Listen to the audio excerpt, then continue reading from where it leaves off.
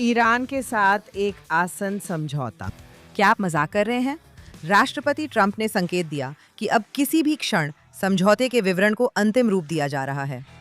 सुनिए कि Islamic Republic के सर्वोच्च नेता ने अपने बंकर से क्या कहा। डगमगाता जायोनी शासन और इजराइल नामक कैंसरग्रस्त ट्यूमर भी अपने दुर्भाग्यपूर्ण जीवन के अंतिम चरणों के करीब पहुंच रहा है। अमेरिका मुर्दाबाद और इजराइल मुर्दाबाद। इस्लामी राष्ट्र और दुनिया के शोषितों, खासकर युवाओं का साझा नारा होगा।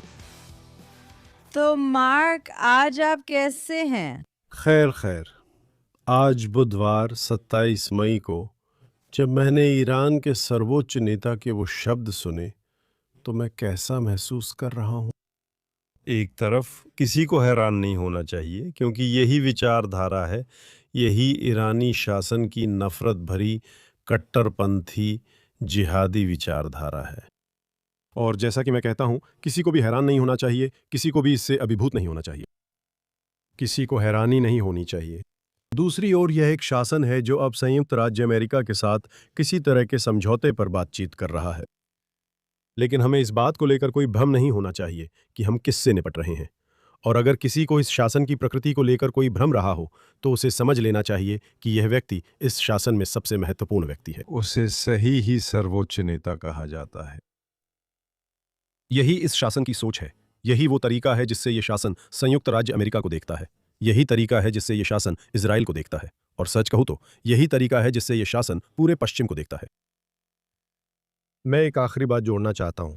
सोवियत संघ के अंत में लोग कहते थे कि कोई साम्यवाद में विश्वास नहीं करता था। समस्या क्या है? सर्वोच्च नेता जो कह रहे हैं उसमें समस्या क्या है? सर्वोच्च नेता अपने बंकर में हैं और युद्ध की शुरुआत से ही किसी ने उन्हें नहीं देखा है। लेकिन चलिए इन सब बातों को छोड़ देते हैं। समस्या है कि वे इस पर विश्वास करते हैं। सोवियत संघ के विपरीत जब कोई भी मार्क्सवाद लेनिनवाद में विश्वास नहीं करता था, वह मृत विचारधारा बन गई थी। इस्लामिक रिपब्लिक के नेतृत्व को इस कट्टरपंथी बकवास पर विश्वास है। सही है। बस एक बात, कम्युनिज्म, मार्क्सवाद और समाजवाद के बारे में। ये अमेरिका में फिर से शुरू हुआ है, मैं ये कह सकती हूँ। शायद सोवियत संघ के अंत तक कोई इस पर विश्वास नहीं करता था। लेकिन मैं यह कहूँगी, आप इस्लामवादी विचारधारा के बारे में बिल्कुल सही हैं और मुझे नहीं लगता कि कोई भी किसी भ्रम में है। समस्या यहाँ इस सौदे की बात है।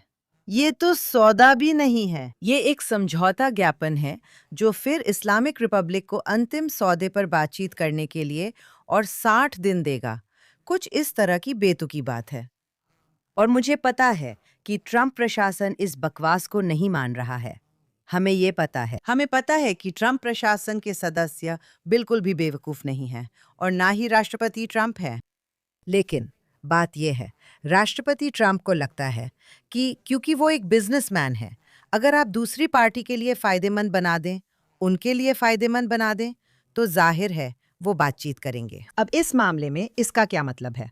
उन्हें मूल रूप से युद्ध में हार का सामना करना पड़ा था और इसलिए माना जा रहा था कि वे शांति की गुहार लगा रहे थे। वो बार बार कहते रहे कि हमने उनके नेताओं, नौसेना और वायुसेना को खत्म कर दिया है और अब वे हमसे बातचीत के लिए विनती कर रहे हैं। ये सही है, लेकिन वे शांति की गुहार नहीं लगा रहे, क्योंकि उनके सभी सार्वजनिक घोषणाएं, और ये जो मैंने अभी अंग्रेजी में पढ़ी, इसका अंग्रेजी में अनुवाद वो थी हज के सम्मान में, जो मक्का की तीर्थ यात्रा है और जिसे दुनिया भर के मुसलमान वहां जा रहे हैं, और ये इसी हफ्ते हो रहा है। मुझे लगता है इसी वजह से ट्रंप प्रशासन ने रुकने का फैसला किया, अगर वे दोबारा युद्ध शुरू करने का सोच रहे थे। असल में हमें ठीक नहीं पता, ठीक है? तो ये सभी मुसलमानों के लिए एक आह्वान था कि अमेरिका को मौत मिले और इजराइल को मौत मिले। तो ऐसी परिस्थितियों में मुझे नहीं लगता कि कोई भी किसी भी बात पर बातचीत कर सकता है। और जब मैं हम कहती हूँ तो मेरा मतलब संयुक्त राज्य अमेरिका और इजराइल से है। जब तक हम ये अगली लड़ाई की योजना बनाने के लिए नहीं कर रहे हैं, ये अच्छी खबर नहीं है। ईरानी क्या करना चाहते हैं ये साफ है। वे अमेरिकी हमलों का अंत चाहते हैं और वार्ताओं को बिना कुछ ठोस दिए लंबा करना चाहते हैं। अमेरिकियों की चाहत स्पष्ट है, राष्ट्रपति ट्रंप बार बार कहते रहे हैं, चाहे आप सहमत हों या नहीं, वे अपने रुख पर अडिग हैं। वो एक समझौता पसंद करते हैं, लेकिन ऐसा समझौता जो सच में एक बार और हमेशा के लिए ईरानी परमाणु कार्यक्रम को समाप्त कर दे। ईरानी खेल खेलना चाहते हैं और अब वे खाड़ी में युद्ध विराम की बात कर रहे हैं, जिससे तेल की कीमतें फिर से वहीं पहुंच जाएंगी और आप जानते हैं वे टैंकर फिर से खाड़ी में आना जाना शुरू कर देंगे। लेकिन फिर ईरानियों पर सैन्य दबाव नहीं रहेगा। अगर उन पर सैन्य दबाव न हो तो 60 दिन में वे कितना समझौता करेंगे? ट्रंप क्या कह रहे हैं? ट्रंप बोले, मैं विमान वाहक पोत वही छोड़ूंगा। अगर वे ईमानदारी से बात नहीं करते तो हम फिर से युद्ध लड़ेंगे। ईरानी कहेंगे नहीं, जैसे ही वो शांति और बातचीत के आदी हो जाएगा, हम इसे ओबामा के साथ जैसे खींचते थे वैसे ही खींच सकते हैं। हम ट्रंप के साथ भी बिल्कुल वही कर सकते हैं। और अंत में कोई बहुत अस्पष्ट सी भाषा होगी, जिसका मतलब होगा कि हमें कुछ भी छोड़ना नहीं पड़ेगा। आज हम वही हैं। ट्रंप स्पष्ट और बाध्यकारी संघर्ष विराम भाषा चाहते हैं, जबकि ईरानी अधिक अस्पष्ट भाषा चाहते हैं। राष्ट्रपति ट्रंप को श्रेय देने के लिए कुछ और चीजें भी समानांतर रूप से हो रही हैं। सप्ताहांत में अमेरिकी हमलों ने ईरानी नौसेना और खाड़ी के ठिकानों को निशाना बनाया, मतलब वे जरूरत पड़ने पर बल का प्रयोग कर रहे हैं। अमेरिका ने कहा यह कदम रक्षा के लिए था, क्योंकि वे बारूदी सुरंगें बिछा रहे थे, लेकिन असल में उसने बल प्रयोग करने की अपनी तत्परता दिखाई। साथ ही अमेरिकियों ने बिना घोषणा के प्रोजेक्ट फ्रीडम फिर से शुरू कर दिया है, जैसा कि रिपोर्ट हुआ है। दूसरे शब्दों में, जबकि वे ईरानी बंदरगाहों की नाकाबंदी बनाए हुए हैं, अब वे फिर से उन जहाज़ों को एस्कॉर्ट कर रहे हैं जो खाड़ी के अन्य बंदरगाहों से निकलने में फंसे हुए थे, और उनकी मदद कर रहे हैं बाहर निकलने में। अगर ये रिपोर्टें सही है और बल प्रयोग की ये तत्परता भी साथ हो, तो ट्रंप शायद ईरान से कह रहे हैं कि मैं समझौता चाहता हूं, लेकिन वह अच्छा होना चाहिए, वरना मैं बल प्रयोग करूंगा। मैं अभी भी थोड़ा बल प्रयोग कर रहा हूं, सिर्फ याद दिलाने के लिए कि मेरी उंगली ट्रिगर पर है। देखिए, खबरें कितनी तेजी से बदल रही हैं। उस रिपोर्ट के बाद जिसमें कहा गया था कि ऑपरेशन फ्रीडम फिर शुरू हो रहा है, सेंटकॉम ने कहा कि ये गलत है और वे ऐसा नहीं कर रहे हैं, और वे जहाज़ों को एस्कॉर्ट नहीं कर रहे हैं। तो वो रिपोर्ट बाद में आई, और वो सेंटकॉम से आई थी। बड़े अक्षरों में लिखा था, झूठी रिपोर्ट। अब सब पीछे पीछे भाग रहे हैं, हर अखबार और टीवी चैनल भी। वॉल स्ट्रीट जर्नल ने रिपोर्ट किया, तो ये भी रिपोर्ट कर रहे हैं। खैर, उन्होंने कहा हम ऐसा नहीं कर रहे हैं, तो कौन जाने। ठीक है, अब हमें भी नहीं पता कि सच कौन बोल रहा है। और जो हम जानते हैं, और आप बिल्कुल सही हैं, कि राष्ट्रपति ट्रंप लगातार एक ही रुख पर कायम रहे हैं, सिर्फ न्यूक्लियर मटेरियल और एनरिचमेंट के बारे में ही नहीं, बल्कि होर्मुज जल डमरू मध्य के बारे में भी। और इस्लामी गणराज्य कहता रहा है नहीं नहीं नहीं। ठीक है, अगर हम जलडमरू मध्य से गुजरने वाले जहाज़ों से टोल नहीं ले रहे हैं, तो वे इसे कुछ और कह रहे हैं, एक अलग तरह की फीस। एक पर्यावरण कर। हाँ, ओमान के साथ एक पर्यावरण कर। कई लोगों ने कहा है कि हमें समझ नहीं आता, सऊदी अरब उन देशों में था जिसने राष्ट्रपति ट्रंप से सबसे पहले युद्ध का आग्रह किया था।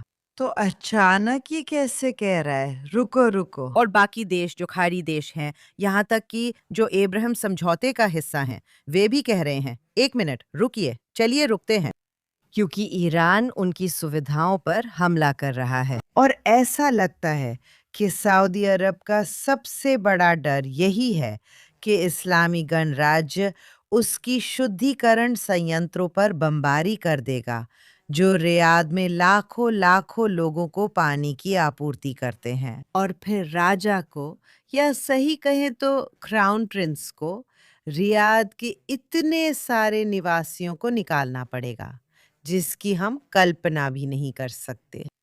तो ये सब कुछ चल रहा है, और इसमें दिक्कत ये है कि आप फिर से ईरान को अपनी धमकियों के जरिए सबको बंधक बनाने दे रहे हैं। युद्ध में जाने की यही मूल वजह थी। तो आप समझ सकते हैं कि फिर एक और समस्या क्यों है कि इजरायली इतने ज्यादा उम्मीद कर रहे थे कि हमें ये काम पूरा करना ही है, और इस बीच इजराइल कहे तो कम रहा है। आक्रामक। लेबनान में उतना आक्रामक नहीं रहा जितना होना चाहिए था, ताकि ट्रंप प्रशासन नाराज न हो। हम बेरूत पर हमला कर रहे हैं, जबकि आत्मघाती ड्रोन और उनके झुंड इजरायली सैनिकों व नागरिकों को निशाना बना रहे हैं। हम एक हाथ पीठ पीछे बांध कर लड़ रहे हैं। हालांकि अब ट्रंप प्रशासन ने भी कहा है कि इजरायल को अपनी रक्षा के लिए जो कर सकता है वो करना चाहिए। फिर भी हमने बेरूत पर बमबारी नहीं की है। तो ये सब कुछ चल रहा है और मुझे लगता है कि ट्रंप सच में ऐसा मानते हैं। लेकिन अगर वो सच में ऐसा मानते हैं और हमें पता है कि इस्लामी गणराज्य ट्रंप की शर्तों को मानने वाली नहीं है, यहाँ तक कि सबसे बुनियादी शर्तों को भी नहीं, हमें ये पता है। तो अगर हमें ये पता है और अगर हमें लगता है कि वो अपने उन दो मुख्य लक्ष्यों, हॉर्मुज़ जलडमरू मध्य और परमाणु हथियारों पर पीछे नहीं हटेंगे, तो इन सारी बातचीतों का कोई मतलब नहीं है। मेरी राय थोड़ी अलग है। युद्ध से पहले हॉर्मुज़ जलडमरू मध्य में कोई समस्या नहीं थी। ट्रंप के आलोचक भी यही कहते हैं। ये सिर्फ युद्ध के कारण बंद हुआ। मुझे लगता है परमाणु मुद्दा हल हो जाए तो जलडमरू मध्य का मसला भी खुद हल हो जाएगा। ये साफ है कि ईरानी लोग जलडमरू मध्य और उसे खोलने के बारे में बात भी नहीं करना चाहेंगे और किसी भी ठोस मुद्दे पर बात नहीं करना चाहेंगे, क्योंकि उनकी नज़र में ये वही है जिसे आप कूटनीति में स्टेटस को एंटे कहेंगे, यानी पहले की स्थिति जिसमें वे परमाणु हथियार विकसित कर रहे हैं और जलडमरू मध्य खुले हैं। मुझे नहीं लगता कि ट्रंप उस हकीकत को स्वीकार करना चाहेंगे और निश्चित रूप से नेतन्याहू भी उसे स्वीकार नहीं करना चाहेंगे। देखिए, जब नेतन्याहू ने एक महीना पहले CBS 60 मिनट्स को इंटरव्यू दिया था, तो उन्होंने कहा था कि काम पूरा नहीं हुआ है और ऑपरेशन के 3 मुख्य लक्ष्यों पर बात की थी। और वो ज़ाहिर है इजराइल के नज़रिए से बात कर रहे थे। उन्होंने परमाणु मुद्दे के बारे में बात की थी, उन्होंने बैलिस्टिक मिसाइलों के बारे में बात की थी, उन्होंने ईरान के आतंकवादी प्रॉक्सी गुटों जैसे हमास, हिजबुल्ला और यमन के हूथियों को समर्थन देने की बात कही थी। उन्होंने कहा कि इन मुद्दों के जवाब होने चाहिए। अब ट्रंप हाल ही में सिर्फ परमाणु मुद्दे की बात कर रहे हैं, हालांकि पहले अन्य मुद्दों का भी जिक्र किया था। तो आप कह सकते हैं कि यहाँ की सरकार से बातचीत करते समय, इस भयानक सरकार से जो अमेरिका और इजराइल के विनाश की बातें करती है, हाँ, इस सरकार को लेकर कोई भ्रम नहीं है। लेकिन इस सरकार से बातचीत करते समय वह मूल रूप से कह रहे हैं कि अगर आप मुझे परमाणु मुद्दे पर मेरी मांगें दे देते हैं तो बाकी चीज़ों को हम किसी तरह संभाल सकते हैं, है ना? जिसमें यह सबसे महत्वपूर्ण मुद्दा है।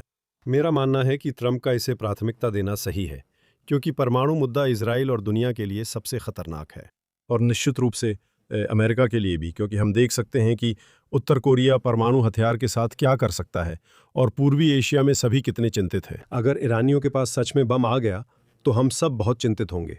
ट्रंप सही कहते हैं, अगर अभी होर्मुज में दिक्कत है, सोचिए उनके पास परमाणु बम हो तो तेल की कीमत $400 प्रति बैरल तक पहुंच जाएगी, है ना? क्योंकि आप उसके बारे में कुछ नहीं कर सकते, क्योंकि उनके पास परमाणु हथियार होंगे। तो इस मुद्दे पर वो सही हैं। सवाल ये है, क्या ईरानी, और आप तो बहुत ज़्यादा संदेह करते हैं, क्या वे जल्द ही उस बात पर सहमत होंगे जिसकी वो मांग कर रहे हैं, यानी जिसे ट्रंप न्यूक्लियर डस्ट कहते हैं, उसे हटाना? यही वो संवर्धित यूरेनियम है, उच्च स्तर तक संवर्धित यूरेनियम, यानी उच्च स्तर का संवर्धित यूरेनियम 60%, और उनकी यूरेनियम को और अधिक समृद्ध करने की क्षमता को ख़त्म करना। और फैसला अभी बाकी है। मैं एक समाधान की उम्मीद करता हूं, जिसमें ईरान पर दबाव बढ़ाया जाए, सैन्य दबाव, आर्थिक दबाव, राजनीतिक दबाव ईरान पर, उनके समाज के भीतर उनके आंतरिक दबावों के साथ मिलकर मौजूदा शासन को उस समझौते को स्वीकार करने के लिए मजबूर करें। इसके बिना मुझे नहीं पता समाधान क्या है। ठीक है, उस मौजूदा शासन को जाना ही होगा। और ये मायने नहीं रखता कि ट्रंप इसे युद्ध के लक्ष्यों में से एक के रूप में नहीं कहते। मुद्दा ये है कि बिना परमाणु हथियारों के और बिना उस विचारधारा के, बिना उस पूरे मकसद के, वो शासन गिर ही जाता है। उसके पास बस यही सब है। और वैसे कृपया मुझे कहने दीजिए, हमें इस मुद्दे को बार बार उठाना होगा, क्योंकि ऐसा लगता है कि इसे नज़रअंदाज कर दिया जाता है। ईरानी लोग, राष्ट्रपति ट्रंप ने उन्हें जनवरी में कहा था, मदद रास्ते में है। और फिर फरवरी के अंत में, जब हर कोई उम्मीद खो रहा था, तो एपिक फ्यूरी युद्ध और गरजता शेर इजराइल के साथ मिलकर शुरू किया गया। और अब ये ठहर गया है और वहां अभी भी फांसियां दी जा रही हैं। अगर ईरानी लोग सड़कों पर उतरते हैं तो वे अभी भी खतरे में हैं। उन्हें बसीज और रेवोल्यूशनरी गार्ड्स द्वारा गोली मार दी जाती है। और बात यह है, उन नेताओं के लिए कोई तरीका नहीं है कि वे संयुक्त राज्य अमेरिका के साथ किसी भी तरह के समझौते के लिए तैयार हों जिसमें परमाणु कार्यक्रम शामिल हो, सिवाय इसके कि वे उसके बारे में झूठ बोलें। ट्रंप ने कहा, मैं ओबामा नहीं हूं और उनकी बकवास में नहीं आऊंगा। चलिए उन पर विश्वास करते हैं, क्योंकि वो यही कहते हैं। जब वो इसे बार बार दोहराते हैं और वो अपमानित नहीं होना चाहेंगे। हम ट्रंप के बारे में ये जानते हैं, लेकिन हमें कहना होगा कि ईरानी लोगों ने ऐसा किया है। ये हर पश्चिमी देशवासी, हर स्वतंत्रता प्रेमी के दिमाग में होना चाहिए, पूरी दुनिया में। क्योंकि हम इजरायली, सबसे पहले यहूदी, समझते हैं कि जब आपको मारा जा रहा हो और दुनिया आपको अकेला छोड़ दे तो वो कैसा महसूस होता है। और द्वितीय विश्व युद्ध के दौरान हमारे पास इंटरनेट नहीं था, हमारे पास सोशल मीडिया नहीं थी और हमारे पास समाचार रिपोर्टें भी नहीं थी। आप कह सकते हैं कि लोग समझ नहीं पा रहे थे कि क्या हो रहा है। आज हम जानते हैं क्या हो रहा है, लेकिन सब नहीं पता, क्योंकि शासन इंटरनेट बंद कर देता है। अब बस एक और बात, रूबियो और दूसरों ने कहा है, मार्क, मेरा मतलब है विदेश मंत्री रूबियो ने कहा है कि हमें ठीक ठीक पता नहीं है कि हम किसके साथ बातचीत कर रहे हैं, क्योंकि वहां अलग अलग आवाजें हैं। ये सही है, एक राष्ट्रपति है जो कम कट्टर है और कुछ लोग उससे ज्यादा कट्टर हैं। ये बिल्कुल बकवास है, ठीक है। ये सच है कि वे इस बात पर सहमत नहीं हैं कि संयुक्त राज्य अमेरिका के साथ कैसे आगे बढ़ना है, लेकिन इसमें कोई गलती ना करे, वे सभी कट्टर इस्लामी चरमपंथी हैं जो चाहते हैं कि इस्लामवादी गणराज्य का वर्चस्व स्थापित हो। उनकी रणनीतियां अलग अलग हो सकती हैं कि इसे कैसे हासिल किया जाए या इन वार्ताओं में किससे झूठ बोला जाए, लेकिन इस समय उनकी मुख्य चिंता पैसा है। वे कहते हैं, पहले हमें हमारी फ्रीज की गई संपत्तियों का बड़ा हिस्सा जारी कर दें, फिर बात करेंगे। भगवान का शुक्र है ट्रंप ने मना किया और मैं दुआ कर रही हूं कि वो, मुझे नहीं पता, मैं कहूंगी कि स्टीव विटकॉफ और जैरेड कुशनर की वजह से नरम ना पड़ जाए, मुझे नहीं पता, उन वार्ताकारों के कारण जो समझौते को लेकर बेचैन हैं। यही वजह है कि इस्लामी गणराज्य को बढ़त मिलती है, क्योंकि उन्हें पता है कि अमेरिकियों को जंग पसंद नहीं, वे सैनिक नहीं भेजना चाहते और दलदल जैसी स्थिति से डरते हैं। और यही वो जगह है जहां उन्होंने पश्चिम को मजबूर कर रखा है। वे ये जानते हैं, और वे जानते हैं कि अगर वे काफी देर तक टिके रहे तो ट्रंप पर उनके शासन से ज्यादा दबाव पड़ेगा। अगर वे यही मानते हैं और पश्चिम के कई लोग भी यही दोहराते हैं कि वक्त उनके साथ है, तो उन्हें बस टिके रहना है और वो अपना मकसद पा लेंगे।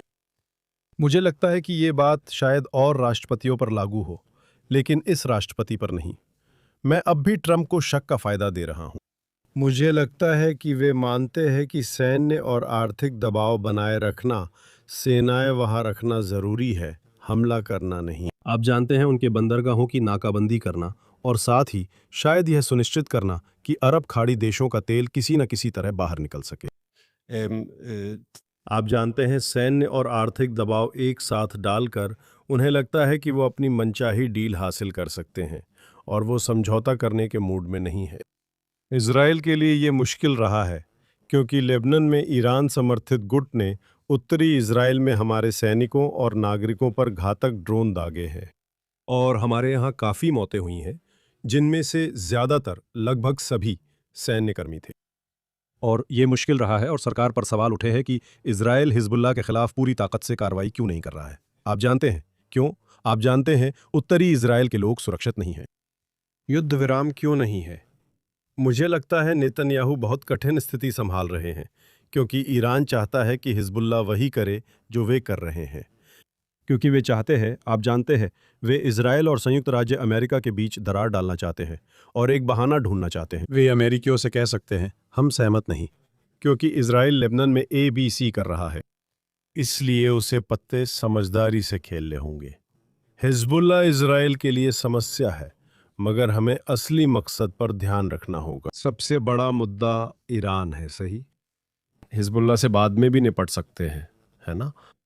लेकिन वहाँ बहुत दबाव रहा है। हालांकि जैसा आपने अभी कहा, इजराइल ने अब हिजबुल्लाह पर दबाव और सुरक्षा उपाय बढ़ा दिए हैं।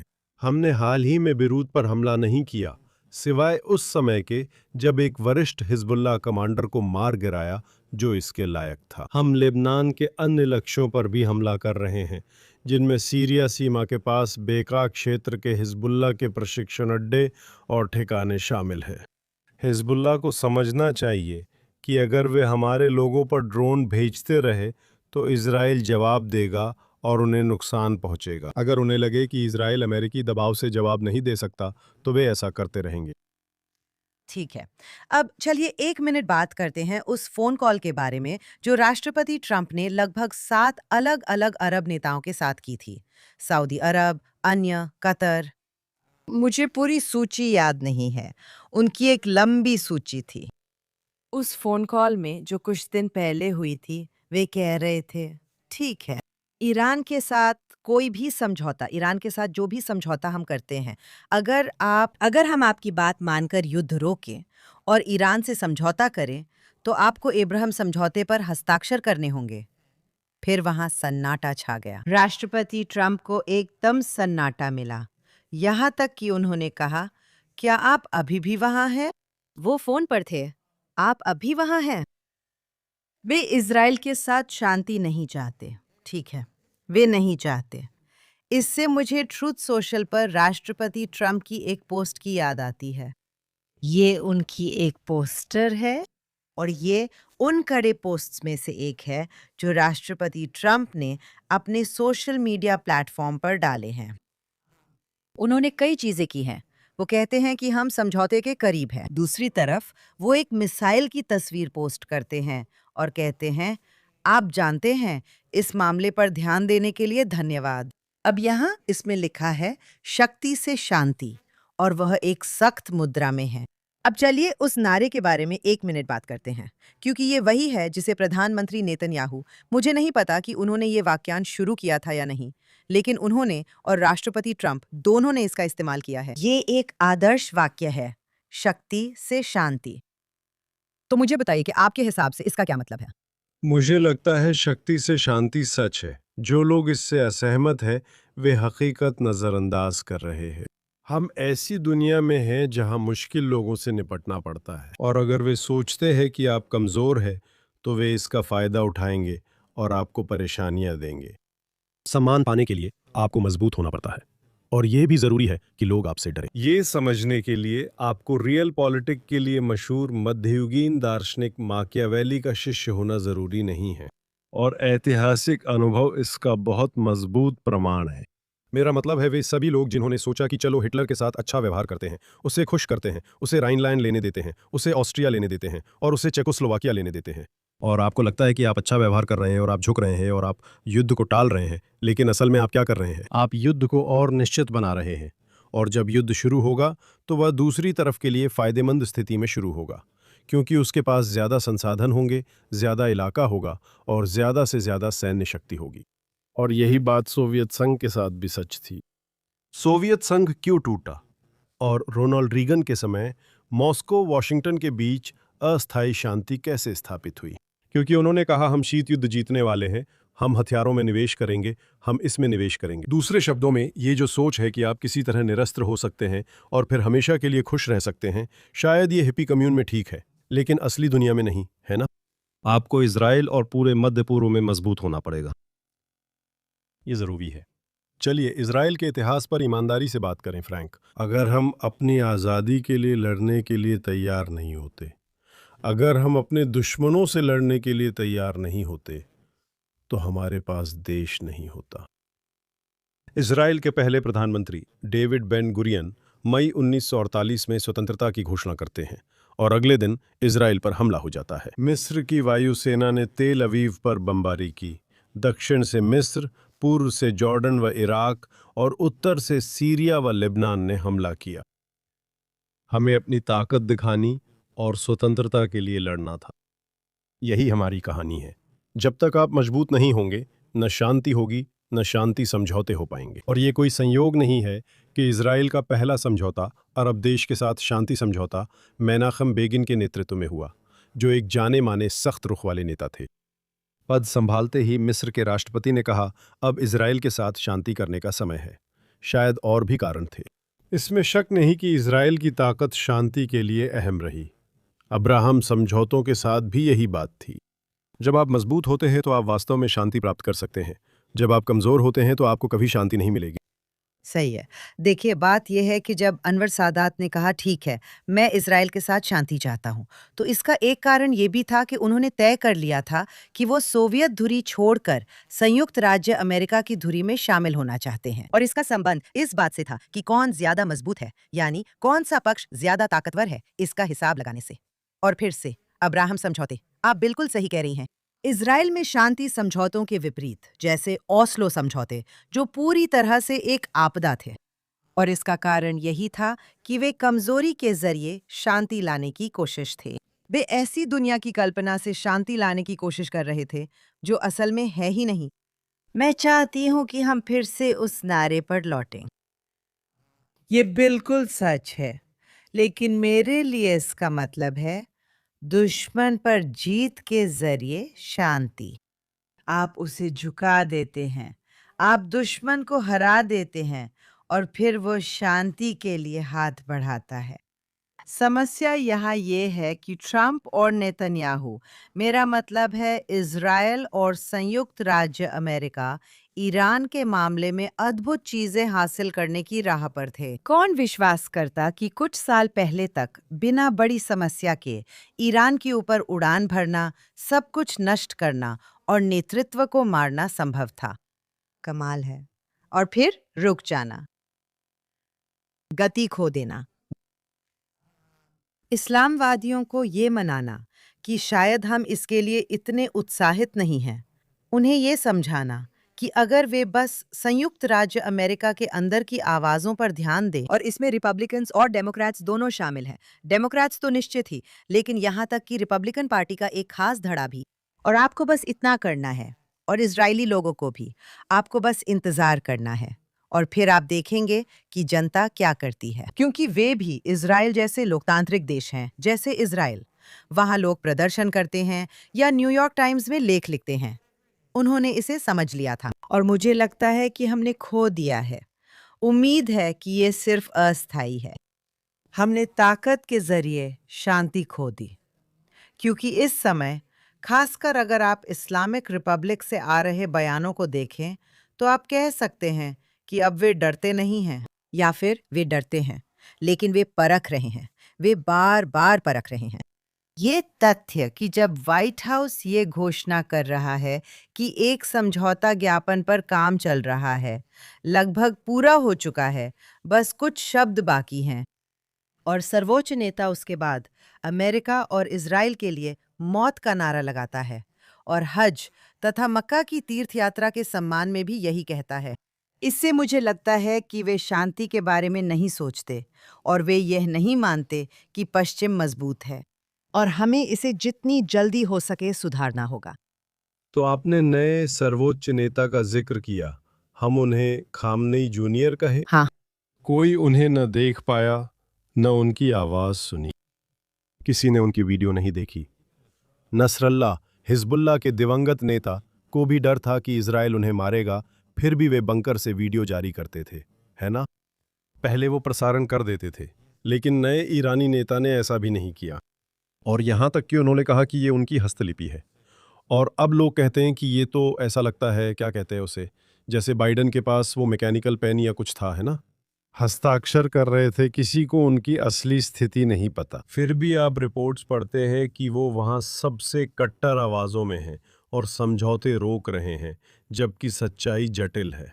मैं इस बुनियादी सिद्धांत से सहमत हूं कि अगर ईरान के साथ अच्छे नतीजे की कोई संभावना है, तो वो सिर्फ ताकत की वजह से है, और शायद और ज़्यादा ताकत की वजह से। उन्हें ये यकीन दिलाना होगा कि वे अपने परमाणु कार्यक्रम, आक्रामक रवैये और इस्लामी क्रांति को फैलाने की चाह के साथ जिस राह पर चल रहे हैं, उन्हें ये समझना होगा कि उन नीतियों को जारी रखना उन्हें हमारे मुकाबले मंझले और लंबे समय में ज़्यादा नुकसान पहुंचाता है। उन्हें अपना तरीका बदलना होगा, और शायद समझने से पहले कुछ झटके लग सकते हैं। मैं उम्मीद करता हूं कि ये सबके भले के लिए जल्दी हो। अगर हम लंबे समय तक डटे रहने के लिए तैयार नहीं हैं तो ये नहीं होगा। नहीं, बिल्कुल सही। लेकिन साथ ही अगर हम ईरानी लोगों के विषय पर वापस जाएं, तो हमें सच में इसकी ज़रूरत है, अगर हम इसे करने के रास्ते पर होते हैं। उनके लिए माहौल तैयार करना ताकि वे फिर से सड़कों पर आकर विरोध कर सकें। क्योंकि आप शासन को गिरा नहीं सकते। आप निश्चित रूप से ईरानी लोगों के बिना शासन परिवर्तन नहीं कर सकते, लेकिन आप इसे आसान बना सकते हैं। और जहां कुछ महीने पहले ईरानी लोग कह रहे थे, ट्रंप, आप जानते हैं, हमें ट्रंप पसंद है, हमें नेतन्याहू पसंद है। मैं अपने ईरानी स्रोतों से सुन रही हूँ, ऐसे लोग जिनका वहां अपने रिश्तेदारों से कोई न कोई संपर्क है, और सब कुछ कि वो बदल रहा है। राष्ट्रपति ट्रंप को लेकर काफी निराशा और डर है कि उन्होंने बस उन्हें भुला दिया है। तो मैंने उन्हें नहीं भुलाया है, और मुझे पता है कि आपने भी उन्हें नहीं भुलाया है, और मुझे पता है कि इजरायली लोगों ने भी उन्हें नहीं भुलाया है। हमें उन्हें हमेशा सामने रखना होगा, क्योंकि ये भी बहुत जरूरी है।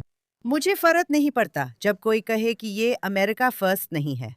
असल में अमेरिका फर्स्ट का मतलब है कि अमेरिकी मूल्य बेहद अहम है, और जब आपको पता हो कि चारों ओर सामूहिक नरसंहार हो रहा है, तो आप उसे होने नहीं देते। और खासकर जब आप पहले से ही उस देश से युद्ध में हैं, तो आप ये नहीं कह सकते कि ये हमारी समस्या नहीं है।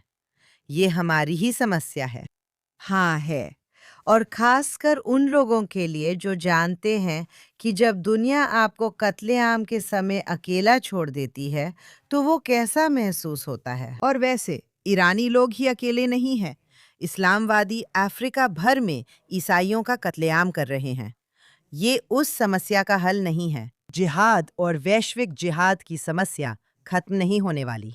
लेकिन इसमें कोई सवाल नहीं है कि इस्लामी गणराज्य को किसी भी तरह की परमाणु क्षमता से मुक्त करना जरूरी है, और उन्हें कभी भी, कभी भी, कभी भी ये नहीं मिलनी चाहिए। इससे शासन गिर जाएगा, और इसका असर बाकी सभी जिहादियों पर भी पड़ेगा। वहाँ एक नारा था, ईरान को फिर से महान बनाओ।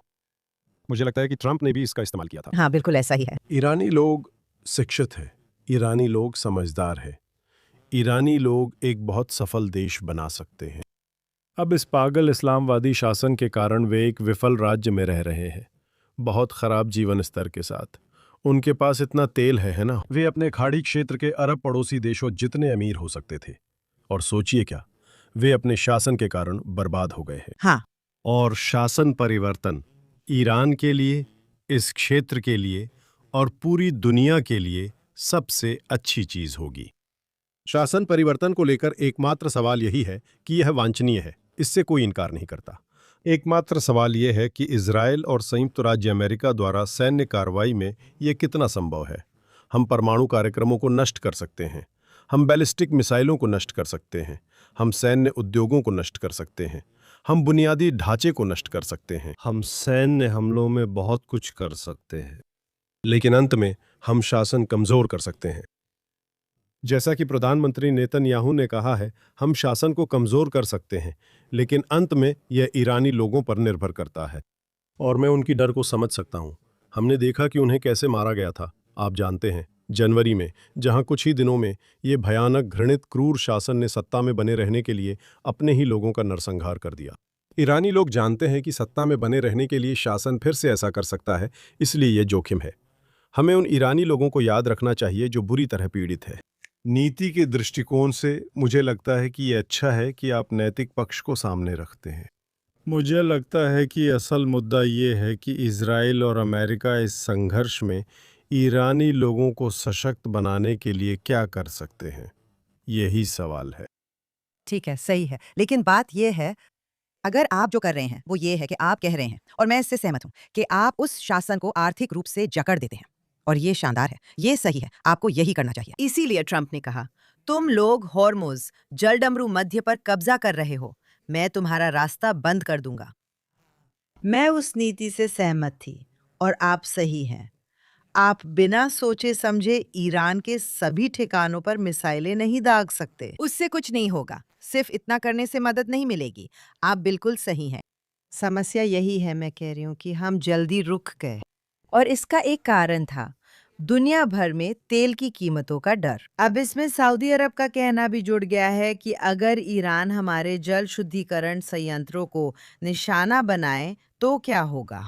तो जैसे जैसे समय बीतता है, आप शासन को और अधिक ताकत दे रहे हैं, एक सांस लेने की जगह भी। सांस लेने की जगह और चीन से पैसा पाने का मौका। हमें लगता है ट्रम्प जब चीन से मिले थे, शायद उन्होंने कहा होगा कि ऐसा मत करो, हमें सही जानकारी नहीं है ना?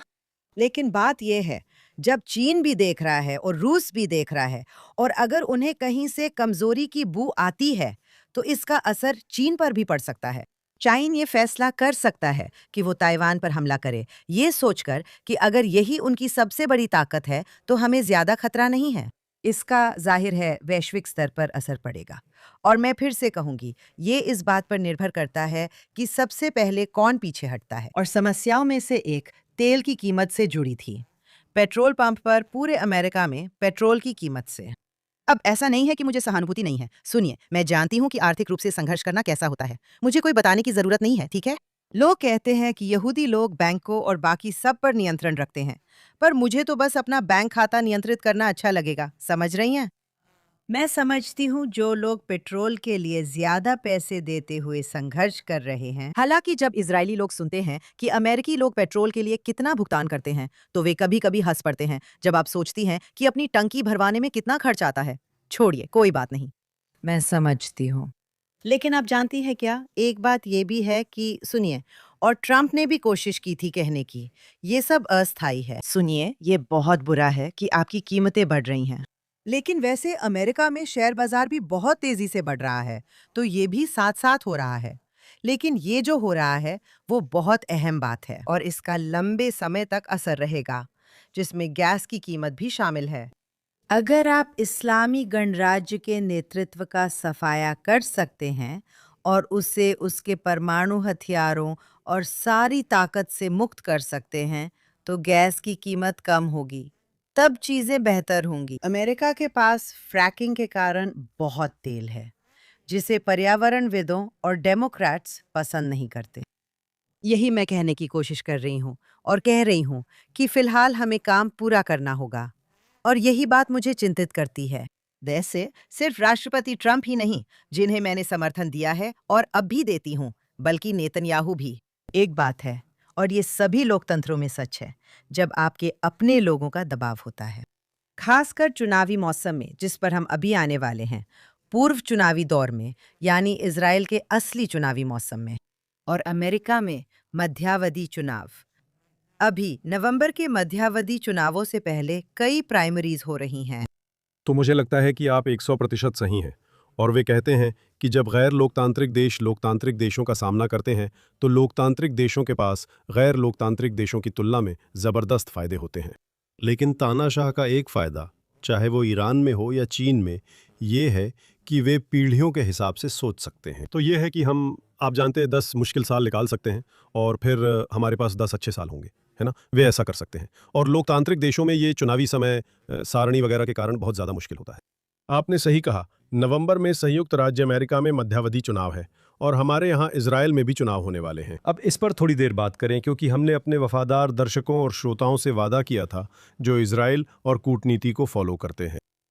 हम पॉडकास्ट के आखिरी 3-4 मिनट इजरायली राजनीति पर चर्चा में बिताएंगे। तो नेसेट अगले हफ्ते मिलेगी और आखिरकार इजरायली चुनावों की तारीख तय करेगी। अब हमारे अमेरिकी दर्शकों और श्रोताओं के लिए ये अजीब है, क्योंकि आप जानते हैं कि वहाँ चुनाव हमेशा, या आप जानते हैं, हर 2 साल में, और राष्ट्रपति के लिए हर 4 साल में नवंबर के पहले हफ्ते में होते हैं, है ना? आप जानते हैं कि चुनाव कब होंगे, आप जानते हैं कि आप नवंबर में कब वोट डालने जा रहे हैं। इजराइल में, क्योंकि ये एक संसदीय प्रणाली है, कैनेसेट को खुद को एक सीमित समय सीमा के भीतर भंग करना पड़ता है, बिल्कुल। मगर सांसदों को काफ़ी छूट मिलती है। कैनेसेट कभी 2 तो कभी 3 साल बाद भंग हो जाती है। हमारे पास कुछ उदाहरण हैं जब हाल ही में राजनीतिक उथल पुथल के दौरान कैनेसेट आई और तुरंत ही खुद को भंग कर लिया। तो अब इजराइल में बहस ये है कि चुनाव 16 सितंबर जितनी जल्दी या फिर शायद 27 अक्टूबर को हो सकते हैं, और पूरी बहस इसी पर है कि चुनाव कब होंगे। तो जाहिर सवाल है, इसमें बड़ी बात क्या है? अगर आप चुनाव सितंबर के मध्य में या अक्टूबर के अंत में करा सकते हैं तो इस पर बहस करने की क्या ज़रूरत है? लेकिन इस पर बहस है और शायद अगले 1 या 2 हफ्तों में ये तय हो जाएगा और हमें इजरायली चुनाव की तारीख ठीक पता चल जाएगी। लेकिन रूथी, इस पर बहस क्यों हो रही है? अगर चुनाव 2 हफ्ते इधर या 3 हफ्ते उधर होते हैं तो ये इतना महत्वपूर्ण क्यों है? इसमें बड़ी बात क्या है? अब जानती हैं, ये बहुत ही उलझन भरा है। एक बात जो उलझन भरी और हैरान करने वाली है वो ये कि मौजूदा सरकार अपना पूरा 4 साल का कार्यकाल पूरा कर रही है। ये संसदीय व्यवस्था में लगभग कभी सुनने को नहीं मिलता। बिल्कुल, हम इजरायल में मजाक किया करते थे कि इस मामले में हम लगभग इटली जितने ही बुरे हैं। जैसे आप जानती हैं, आपके पास एक संसद है और आप जानती हैं सरकारें अक्सर बदलती हैं, है ना? सही है, और इजराइल में भी इसकी परंपरा है। मैं क्यों कहती हूँ कि इन सब में यही सरकार सबसे चौंकाने वाली है?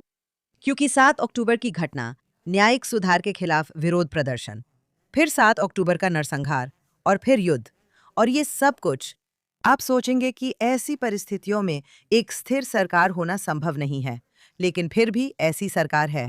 तो आप पूछेंगे, फिर सब क्यों नहीं कहते कि हम लगभग पहुंच गए हैं? फर्क क्या है? इसे अक्टूबर के अंत में ही क्यों ना करें? 4 साल पहले शायद 2 नवंबर को चुनाव हुआ था, तो आप लगभग 4 साल पूरे होने की बात कर रहे हैं।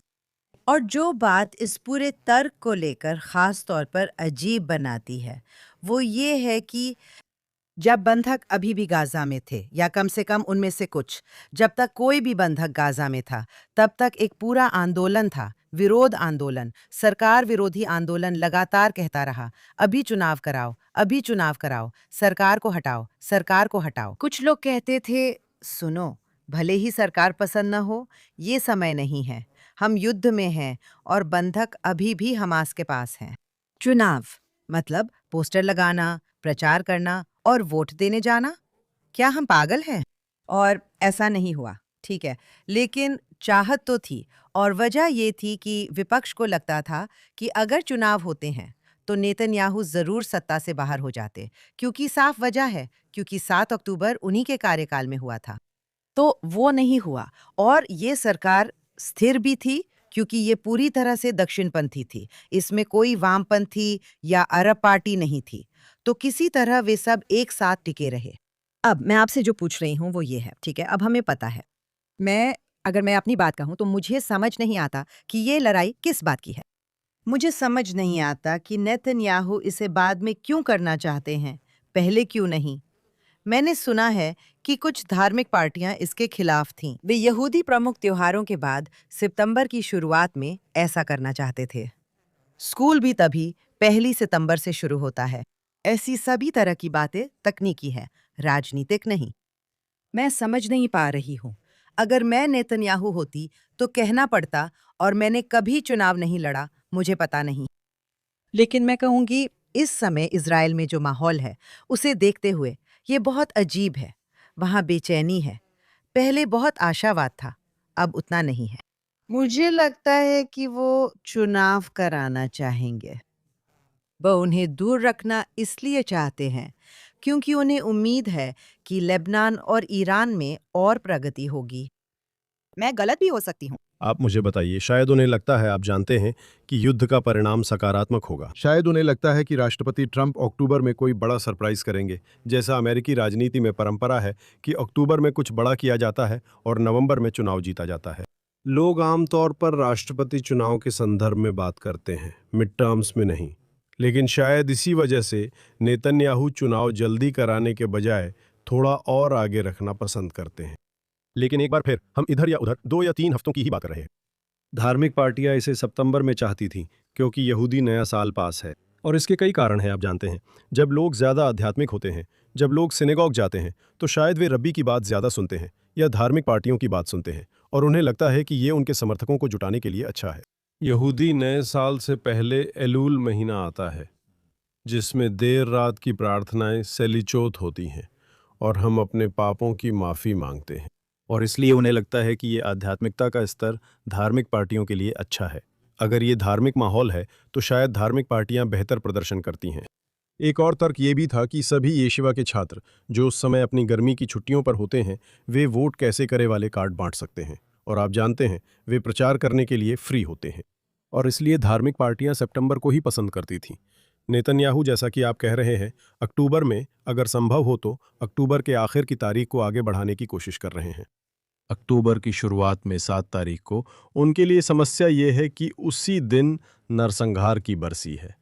7 अक्टूबर का नरसंहार और उस दिन की रस्में सबको याद दिलाती है कि तब प्रधानमंत्री कौन था। क्या वो सच में चुनाव उस तारीख के पास चाहता है? शायद इसी कारण वो अक्टूबर अंत में चुनाव चाहता है। यह बस सैद्धांतिक बात है।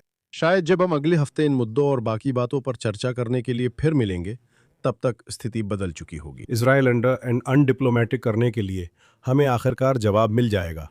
इजरायली चुनाव कब होंगे? तारीख क्या है? हाँ, हमें मिलेगा। और मुझे कहना होगा कि ये बहुत ही इसके चारों ओर एक तरह का उदासी भरा माहौल है। नहीं, अब ये अच्छा नहीं है। चुनाव का मौसम हमेशा ही अप्रिय होता है, सच कहे तो। लेकिन हवा में एक तरह की मायूसी है, क्योंकि मुझे किसी भी पक्ष में कोई उत्साह नजर नहीं आ रहा है। जरूर तात्कालिकता तो है, बिल्कुल है। कुछ लोग कहते हैं कि ये इजराइल के इतिहास का सबसे महत्वपूर्ण चुनाव है। वे हमेशा ऐसा कहते हैं, लेकिन ऐसा नहीं है। इसमें कोई आशावादी ऊर्जा नहीं है। यह तात्कालिक है। अगर यह पक्ष नहीं जीता तो यह आपदा होगी। अगर वो पक्ष नहीं जीतता तो यह एक आपदा है। लेकिन कोई उत्साह नहीं है। नए चेहरों के लिए, नई पार्टियों के लिए कोई उत्साह नहीं है। कौन चुनाव में है? ऐसा ही लगता है। क्या आप कहेंगी? हाँ, ऐसा ही लगता है। ये चुनावी मौसम एक निराशाजनक चुनावी मौसम जैसा लगता है, ना कि एक आशावादी या उत्साहित चुनावी मौसम जैसा। देखिए, विपक्ष को यकीन नहीं है कि आप जानते हैं, सार्वजनिक रूप से तो वे इनकार करेंगे, लेकिन उन्हें यकीन नहीं है कि वे जीतेंगे। नेतन्याहू को भी भरोसा नहीं है कि वे जीतेंगे, हालांकि वे हमेशा आशावाद दिखाते हैं। मुकाबला काफी कड़ा लग रहा है। हो सकता है हम गलत हो और एक पक्ष भारी जीत जाए, पर सच कहें तो दोनों को भरोसा नहीं है। दोनों जीतने को उत्साहित है, ये साफ है। इस वक्त आप सही है, थोड़ी सुस्ती है। लगता है हमें प्रचार अभियान शुरू करने की जरूरत है। चीजों की शुरुआत करनी थी। शायद ये तभी सच होगा जब चुनाव की तारीख तय होगी। उम्मीद है वो जल्दी मिल जाएगी। मैं उम्मीद करती हूँ कि जल्द पता चलेगा असल में कौन चुनाव लड़ रहा है, क्योंकि नाम तो हमें पता है। शायद अगले हफ्ते हम चर्चा करेंगे कि उम्मीदवार सूची में कैसे पता करते हैं। पार्टियों में कौन है, कुछ नाम पता है, कुछ नहीं। तो शायद अगले हफ्ते हम इस पर थोड़ा चर्चा कर सकते हैं कि इजराइल में ये सब कैसे काम करता है, पार्टियां कैसे बनती है, सूचियां कैसे बनती हैं, चुनाव से पहले गठबंधन कैसे बनते हैं, और फिर चुनाव के बाद गठबंधन कैसे बनाए जाते हैं। आप मुझे पहले समझाएं, फिर हम दर्शकों को बताएंगे। हम वो बातचीत अगले हफ्ते करेंगे, रूथी। उसका इंतजार रहेगा, मार्क।